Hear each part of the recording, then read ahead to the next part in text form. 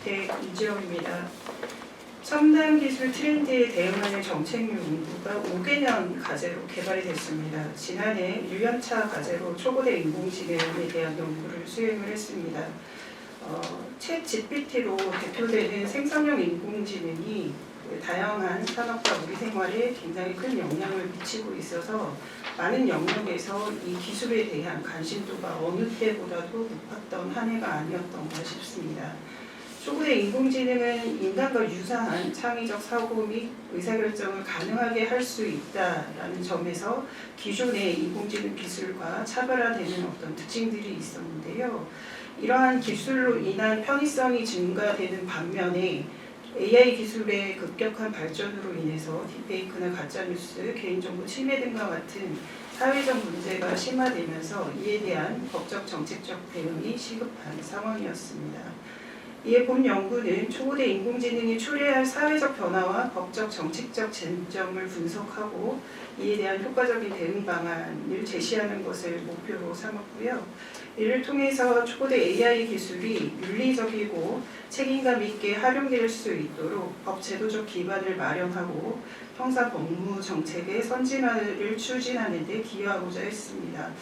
오전에 이제 원장님께서 우리 연구원에서 진행되는 과제들이 일반 학회나 여타 기관에서 진행되는 연구 내지는 프로젝트들과 차별화되는 점이 좀 부각되기를 바라셨던 것 같습니다.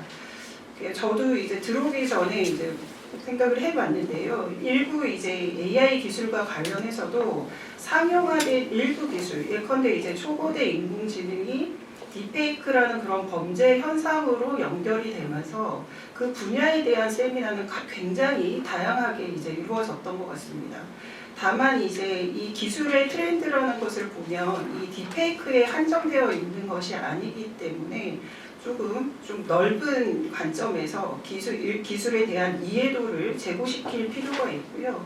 특히나 연구원은 기술 분야와 형사 법무 분야에 규범을 하시는 분이건 사회과학을 하시는 분들 사이에서 교량 역할을 하는 것이 가장 중요한 역할이 아닌가라는 생각을 해봤습니다.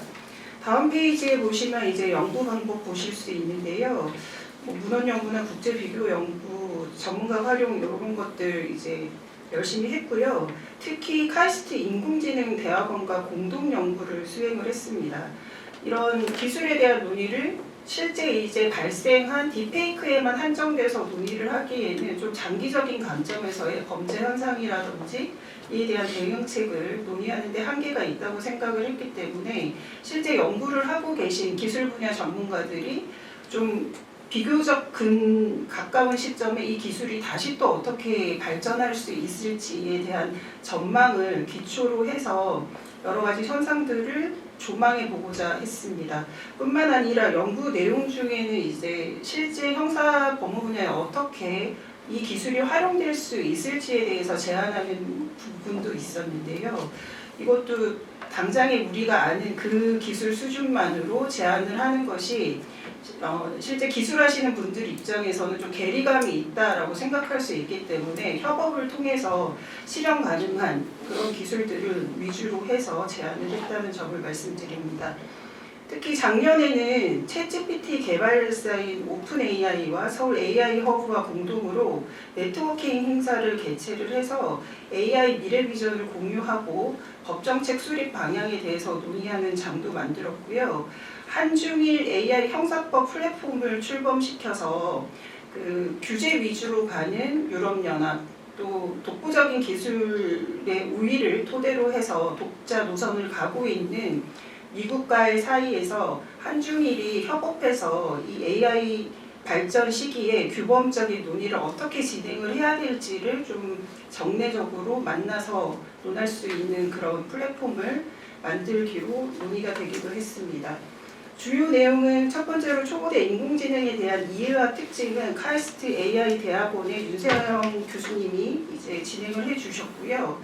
초고대 인공지능을 둘러싼 법적 쟁점도 단순히 기술로 인한 법익 침해의 측면뿐만이 아니라 기술 개발 및 산업 육성 측면에서의 법적 쟁점들도 다루었습니다. 특히나 이 부분은 기술 전문가인 윤세영 교수님이 주도적으로 그 현장에 계신 분들이 이제 요구하는 그런 법적인 이런 향후의 논의 사항들이 무엇인지에 대한 그 의견을 담아놨고요. 기술로 인한 법익 침해 대응 측면도 범죄 발생의 양상이나 뭐 그 대응뿐만이 아니라 저작권인 등과 같은 지식재산권 침해 문제, 불공정 경쟁 문제 등을 다뤘습니다. 이후에는 이제 초고대 인공지능 대응 입법례들에 대해서 상세히 논의를 했고요. 특히나 중국 같은 경우에는 그 종래의 개인정보보호법이나 이런 규정들은 좀 굉장히 늦게 법률을 정비하는 바람에 비판을 많이 받기도 했는데 적어도 이런 생성형 인공지능이라든지 딥페이크 규제와 관련해서는 전 세계에서 누가 봐도 가장 빠른 속도로 이런 입법들을 정비한 그런 현황들에 대해서도 상세히 담아놨습니다. 그리고 가장 핵심적인 부분이라고 할 수 있겠는데요. 초고대 인공지능 관련 법규 정비 방안에 대해서 구체적으로 제시를 했고요. 그리고 형사사법 분야에서 이 기술들을 어떻게 활용할 수 있는지 수사, 재판, 교정, 보호 부문 등을 구분해서 제시를 했습니다. 다음은 이제 정책 제언 부분입니다. 초고대 AI 관련 법률 정비 방안을 제시를 했는데요. 그 22대 국회에 작년 11월 기준으로 해서 발의된 인공지능 관련 법률안이 총 15건이었습니다.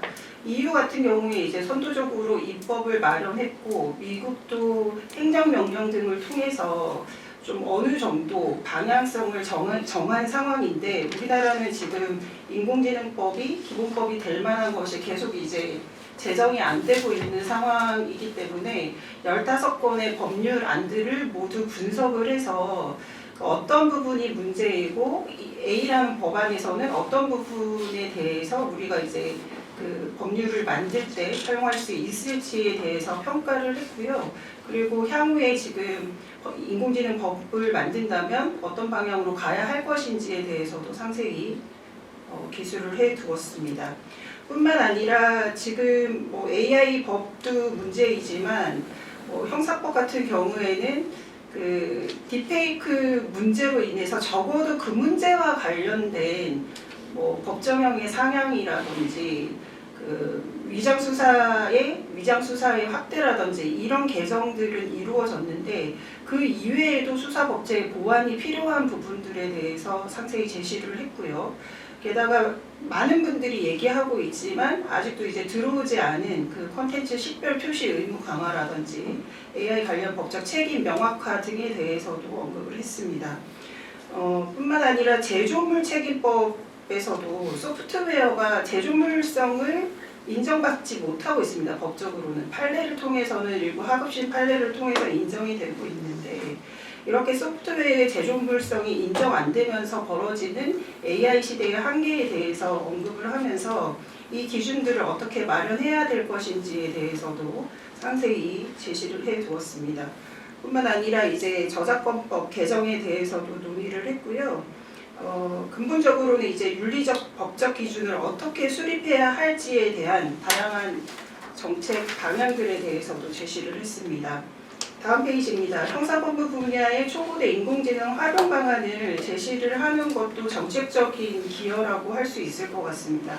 앞서 말씀드렸지만 이 분야는 기술 전문가와 함께 기술이 이 부분에 어떻게 적용될 수 있을지에 대해서 얘기를 들으면서 그 현실 실현 가능한 그런 수준의 그 아이디어를 상세하게 제공을 해뒀다는 점이 정책적인 좀 기여가 아닐까라는 생각을 해봅니다. 네, 이 연구를 통해서 형사법무 체계의 현대화 및 신뢰성을 강화할 수 있을 것으로 기대하고 있습니다. AI와 관련해서는 많은 분들이 알고리즘의 투명성과 공정성 확보가 필요하다라고 말씀을 했는데요. 실제 공공기관에 적어도 이제 공공기관의 AI를 활용하기 위해서 이루어져야 될 그런 조직의 그 설립이라든지 뭐 레드팀 운영이라든지 구체적인 정책 방향을 제시를 했습니다. 뿐만 아니라 AI 기반 범죄 대응 및 국민 안전 보장에도 기여할 수 있을 것이라 생각이 들고요. 무엇보다 유럽연합과 같이 규제에 보다 중점을 두는 방향으로 갔을 때 기술 혁신을 촉진하는 데 좀 어려움이 있을 수 있기 때문에 기술 분야 전문가들과 논의를 통해서 유럽연합뿐 아니라 미국의 입장, 중국의 입장, 다양한 국가들의 입법례를 검토해서 우리나라가 기술 혁신을 촉진하면서도 이 기술 분야에서 국제 경쟁력을 강화할 수 있는 법적 기반을 제시를 했다라는 점에서 그 의의가 있을 것 같습니다. 이상입니다.